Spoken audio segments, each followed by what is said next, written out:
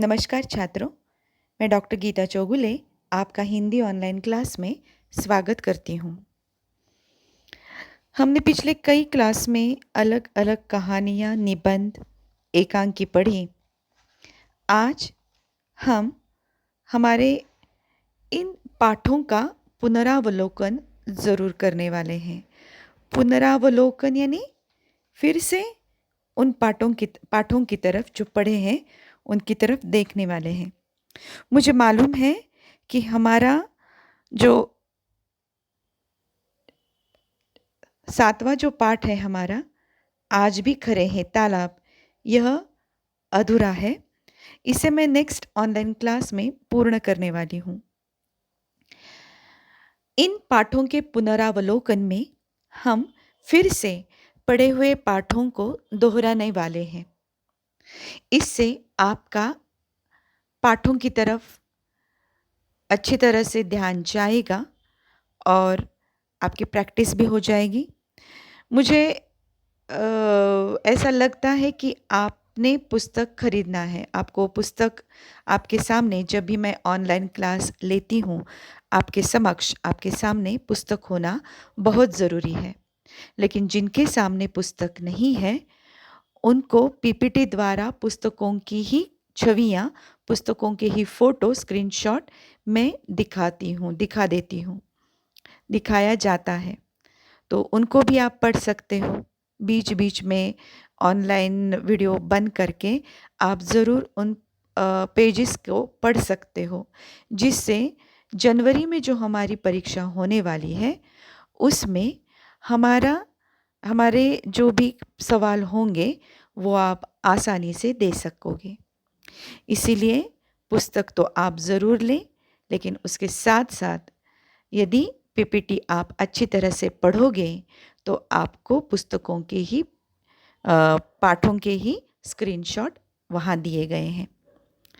तो आज मैं फिर से पुनरावलोकित करने वाली हूँ प्रेमचंद का पाठ नमक का दरोगा। दरोगा एक अधिकारी का पद है, डेजिग्नेशन है। दरोगा यानी एक बड़ी पोस्ट है जिसके हाथ में बहुत सारे अधिकार होते हैं, एक बड़ा अधिकारी होता है। नमक का एक डिपार्टमेंट है और उसका बड़ा अधिकारी।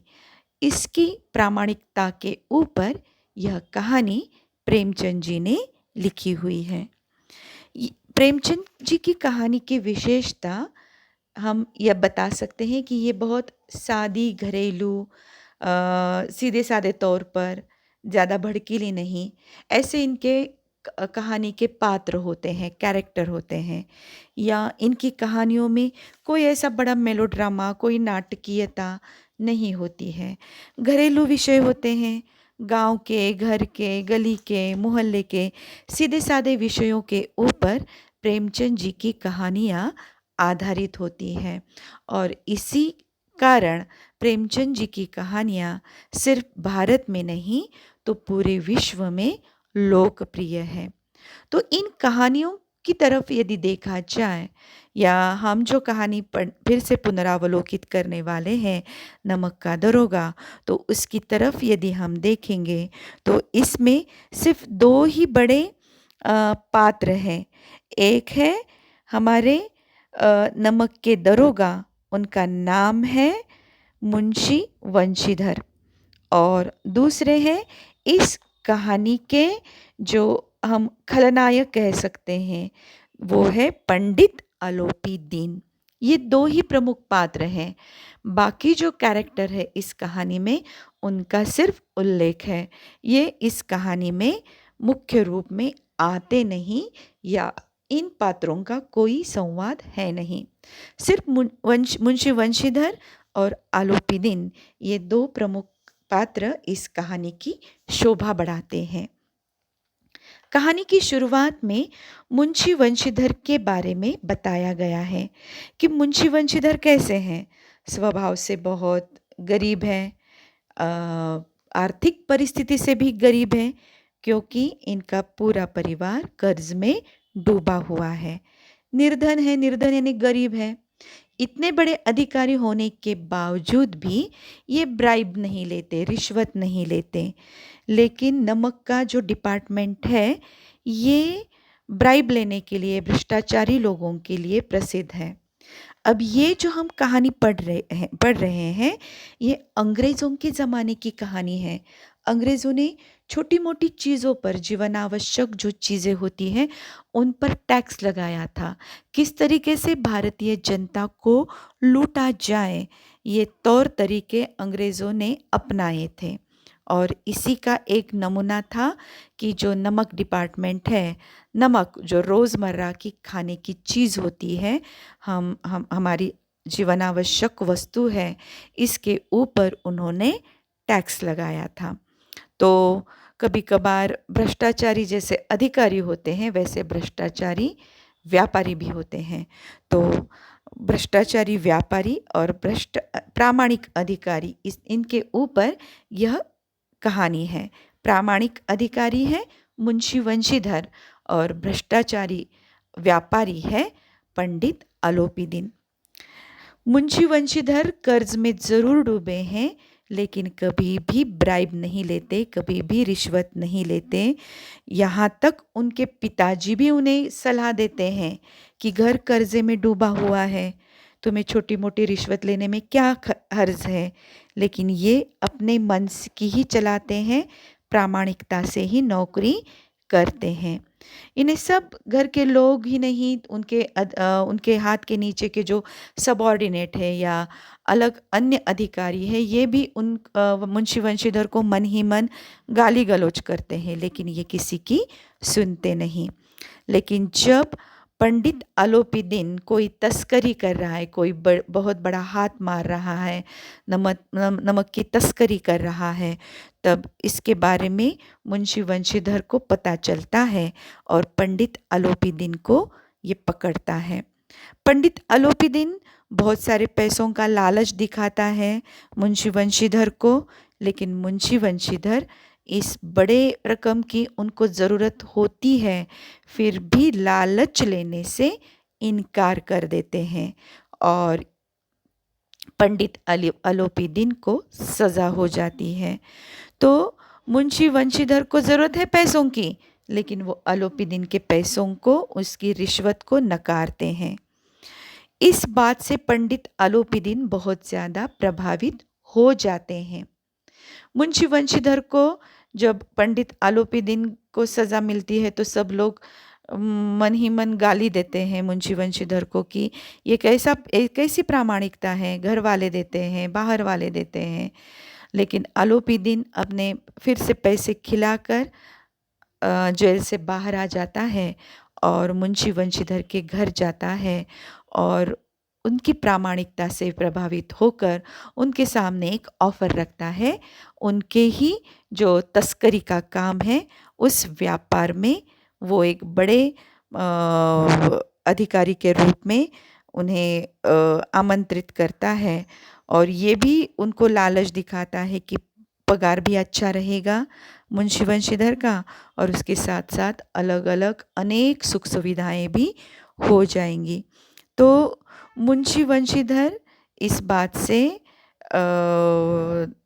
अब यहाँ कहानी हमारे मुंशी प्रेमचंद ख़त्म करते हैं कि क्या वो ये नौकरी या ये ऑफ़र एक्सेप्ट करते हैं या नहीं, स्वीकारते हैं या नहीं, ये हमें नहीं मालूम। लेकिन जो आदमी अपनी प्रामाणिकता से उस ज़माने के 40,000 रुपए की रिश्वत भी लेने से बिल्कुल परहेज़ करता है, रिश्वत लेता नहीं, तो ऐसे मुंशी वंशीधर की प्रामाणिकता से भी एक तस्करी वाला या एक दलाल पंडित अलोपीदीन भी प्रभावित हो जाता है। एक बहुत साधारण कहानी पंडित प्रेमचंद जी ने लिखी है। वैसे हम 2 पंक्तियों में भी इस कहानी को कह सकते हैं कि एक प्रामाणिक अधिकारी था, लेकिन वो रिश्वत नहीं लेता था। कोई एक भ्रष्ट व्यापारी है, वो किसी तस्करी में अटक जाता है। प्रामाणिक अधिकारी को या मुंशी वंशीधर को वो 40,000 रिश्वत देने की सोचता है, लेकिन मुंशी वंशीधर डिगते नहीं, उस रिश्वत को लेने से इनकार कर देते हैं और पंडित अलोपीदीन प्रभावित होकर उन्हें अपने ही व्यापार में एक अच्छी तनख्वाह पाने वाला अधिकारी के रूप में लाने के बारे में सोचते हैं, उनको ऑफ़र देते हैं। ये छोटे संक्षिप्त में भी ऐसी हम कहानी कह सकते हैं, लेकिन बड़े विस्तार से पंडित प्रेमचंद जी ने ये कहानी बताई है और इस विस्तार का जो परिणाम है हम पाठकों पर, हम वाचकों को, वाचक या पाठक यानी रीडर्स, हम जो पाठ पढ़ रहे हैं इन पर इतना असर होता है कि एक साधारण गुण नहीं है प्रामाणिकता, तो एक ऐसा अत्युच्च गुण है जिससे आदमी का जीवन प्रकाशमय हो जाता है। प्रामाणिकता एक ऐसा गुण है जिससे आदमी पूरे जन्म भर सभ्य ही रहता है, अच्छी गुण वाला ही रहता है। प्रामाणिकता एक ऐसा गुण है जो समाज में उस व्यक्ति को एक ऊंचा स्थान देने के लिए प्रामाणिकता ये गुण ही आवश्यक है। तो प्रामाणिकता इस एक ही गुण के ऊपर पंडित प्रेमचंद जी ने एक सुंदर कहानी हम पाठकों के लिए रखी है।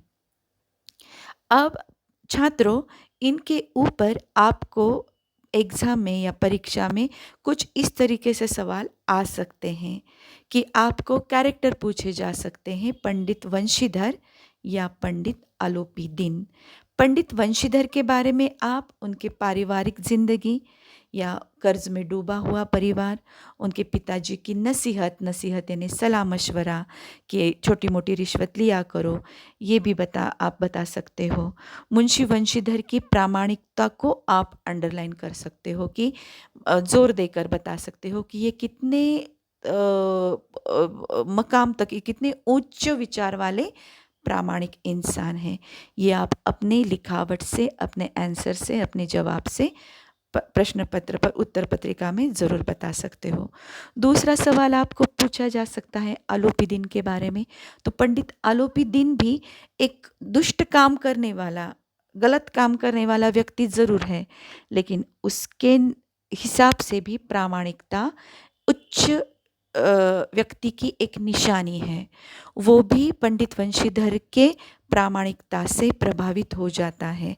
यानी बुरा काम ज़रूर कर रहा है, लेकिन किसी का अच्छा काम देखकर उसकी सराहना करना, उस व्यक्ति की वाहवाह करना, उसके सामने अच्छी नौकरी का ऑफ़र रखना, ये काम भी आलोपीदीन करता है। यानी बुरे काम करने के साथ साथ उसका मन बुरा नहीं है, तो उसका मन अच्छा ही है, यह आलोपीदीन सिद्ध करता है। यानी आपको कुछ बड़े सवालों में ऐसे सवाल पूछे जा सकते हैं, या प्रामाणिकता गुण किस तरीके से व्यक्ति के व्यक्तित्व को निखार लाता है या और अच्छा बनाता है, ऐसा भी सवाल आ सकता है। तो आप इसके ऊपर भी आप जवाब तय कर सकते हो। या वन लाइन सेंटेंस में पंडित वंशीधर क्या थे, तो आपको नमक का दरोगा कहना चाहिए। तो आपको ऐसे भी एक वन लाइन सेंटेंस के सवाल पूछे जा सकते हैं। या आपको इस तरीके से भी छोटे सवाल आ सकते हैं कि मुंशी वंशीधर ने जब नमक की तस्करी का पता लगाया, तो उन्होंने वो किस तरीके से उन्होंने उस तस्करी को लिया या किस तरीके से हैंडल किया वो केस, ये भी सवाल आपको पूछा जा सकता है। नहीं, सवाल किसी तरीके से पूछा जा सकता है, जवाब आपको सोचकर ही देना पड़ेगा। आशा करती हूँ ये पुनरावृत्ति या पुनरावलोकन आपको अच्छी तरह से समझ में आ गया होगा। अभी तक जितने पाठ हमने सीखे हैं छात्रों, वो हम एक के बाद एक इस पुनरावलोकन में ज़रूर लेने वाले हैं। ये इससे आपके पाठों की लेसन की रिवीजन भी हो जाएगी। उसके साथ साथ आपको किस तरीके से सवाल जवाब लिखने चाहिए, इसके बारे में भी मैं बताती चलूँ। मैं और एक बात आपको बताना चाहती हूँ कि व्याकरणिक गलतियाँ मत करें जब भी आप जब भी आप उत्तर लिखते हो, जब भी आप हिंदी लिखते हो, तो हिंदी में ग्रामेटिकल मिस्टेक या व्याकरणिक गलतियाँ जितनी कम की जाए उतनी अच्छी होती है। पंक्चुएशन यानी कॉमा कहाँ लगाना है, अनुस्वार कहाँ लगाना है, मोतियाबिंद कहाँ लगाना है ना, तो ये सब आपको मालूम होना चाहिए। क्वेश्चन टैग या क्वेश्चन मार्क कहाँ लगाना है, प्रश्नार्थक चिन्ह कह सकते हैं, उद्गारवाचक चिन्ह कह सकते हैं। तो इसके ऊपर भी मैं एक क्लास आपकी लेने वाली हूँ कि किस तरीके से आपको हिंदी लिखनी चाहिए और किस तरीके से आप अच्छे मार्क्स उसमें से ले सकते हो। आशा करती हूँ ये आपका पुनरावलोकन का पहला पाठ आपकी समझ में आया होगा। नमस्कार।